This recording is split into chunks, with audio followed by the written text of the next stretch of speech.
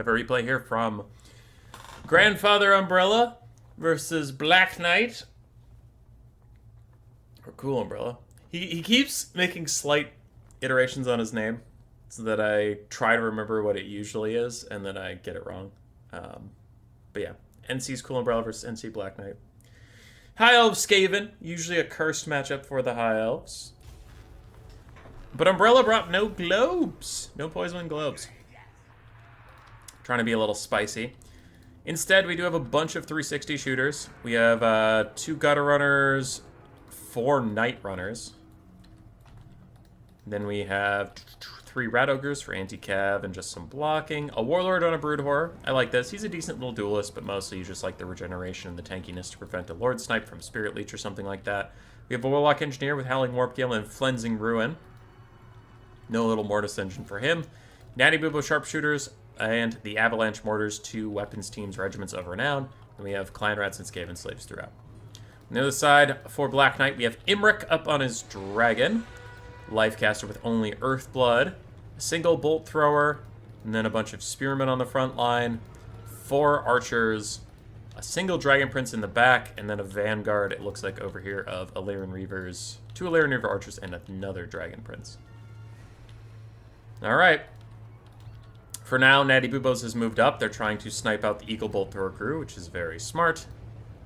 Jezzails are the best way to currently counter artillery from other factions, as Skaven artillery is not the best at firing at enemy artillery. And these guys are stocked, so the Bolt Thrower crew couldn't shoot at them ahead of time. For now, the Bolt Thrower crew is just abandoning their mounts and running away to get back out of range of Natty Boobos, taking big damage, but they will survive. Now Natty Boobos will be forced to fall back, because if they go too far forward, the archers will start teeing off onto them. They'll probably want to start falling back now. Skaven can counter skirmish against these Illyrian Reavers, they'll be largely okay, as the Illyrian Reavers try to get a little bit of damage on the avalanche mortars. Natty Boobo's starting to run under a hail of arrow fire. They will take decent damage. Their 70 armor and silver shields helps a bit, but they're facing the wrong way right now, so the shields aren't doing anything. And the gutter runners are successful in pushing off the Illyrian Reavers for now, while the avalanche mortars do avalanche mortar things and instantly delete 2 spearmen. Imric is here, though, and there's not a ton of pressure to really stop him. If there was a bunch of Night Runners underneath him, he could maybe get Howling Warp Gilded on top of him, but most of them are in the back line, playing a little bit of defense, so Imric is free to just land here. Avalanche Mortar still doing really good work as Dragon Prince is starting to move up. With no basic Poison Wind Globes, there's not a lot of threats to the regular-ass Dragon Princes. Imric does get Howling Warp Gilded right in front of all this stuff. The Dragon Princes are here. If they can get through, they can do a lot of damage to the Avalanche Mortars. As the Bolt Thrower crew is now back online, they're firing at the Avalanche Mortars. Natty Boobos are pushed off by, it looks like, archers and Imric. And the second Dragon Prince that came up on the flank is now starting to charge in, but gets caught up on some Night Runners.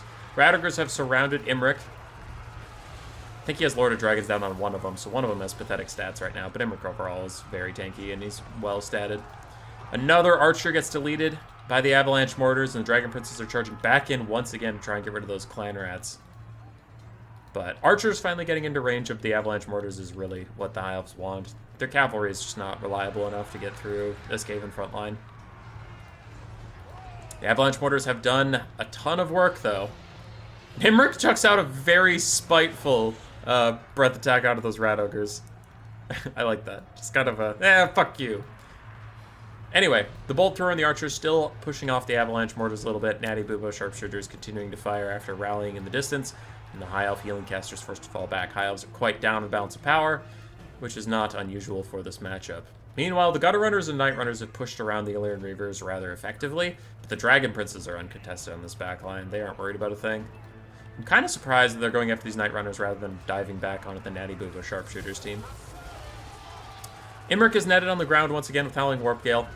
But again, his stats are high enough that Rat Ogres aren't actually going to get too terribly much damage on him. And he is supported by Dragon Princes right now, so he'll largely be okay. That Bolt Thrower crew in the back still firing is a bit of a problem. The Dragon Princes at last escape to go shut down Natty Boobo Sharpshooters, which is going to be a huge play for the High Elves. Gets them a lot of balance of power back, getting rid of these high ammunition, high cost weapons teams. Earthblood Overcast trying to save Imric while Cleansing Ruin Overcast wears him down. So overall his health doesn't appear to be going much of anywhere. And Dragon Princes plus Imric on top of this Warlord are going to be very bad for him. Now thankfully the Warlord is the tankier option for the Skaven Lords right now, which is, it's literally why they brought them, is so it wouldn't get sniped easily. But he will take a good amount of damage here, forced to burn a lot of his healing.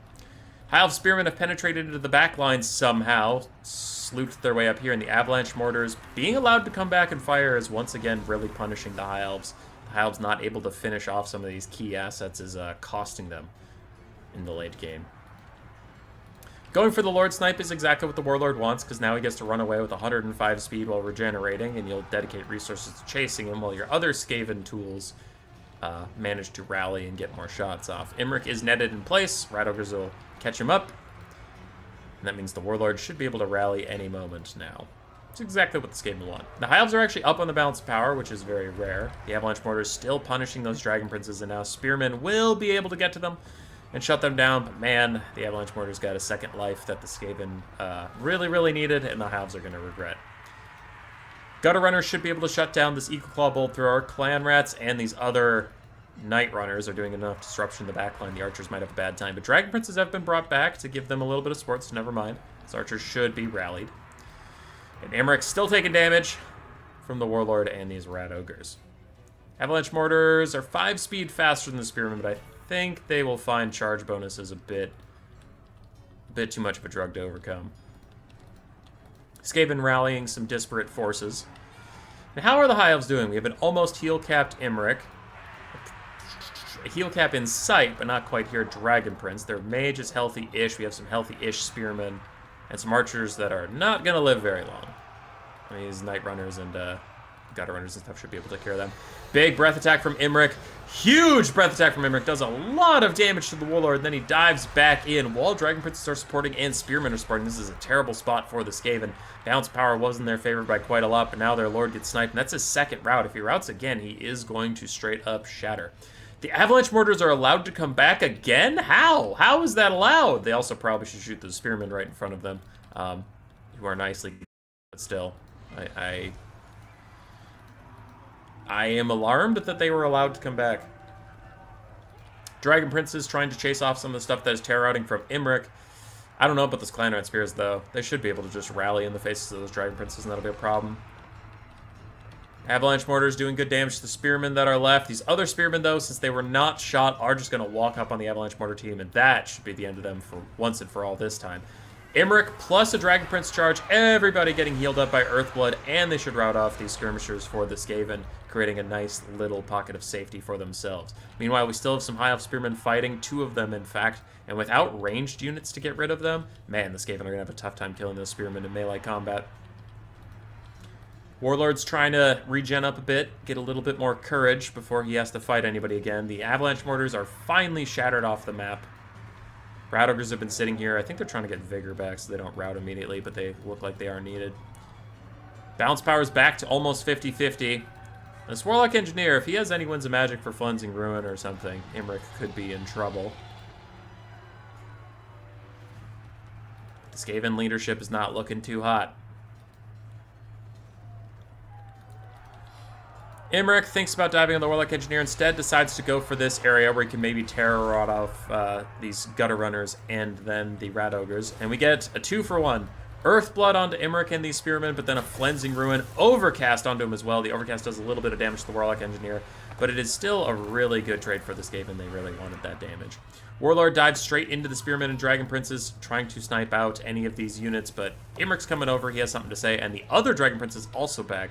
Hopefully the High Elves still have some Earthbloods for them. But Imric, ooh, he drags the Cleansing Ruin on top of his own Lifecaster. That is a bit of a mistake. He is trying to fight off some Skaven Slaves and Spearmen for now, while Dragon Princes group up with other Spearmen trying to run off these Night Runners. But that Cleansing Ruin is doing so much damage to his own Life Mage. That is a really, really big whoopsie from Imric. He ends up routing her off. Ouch. Imric is back. He dives onto the Warlord, gets a little bit of poke damage.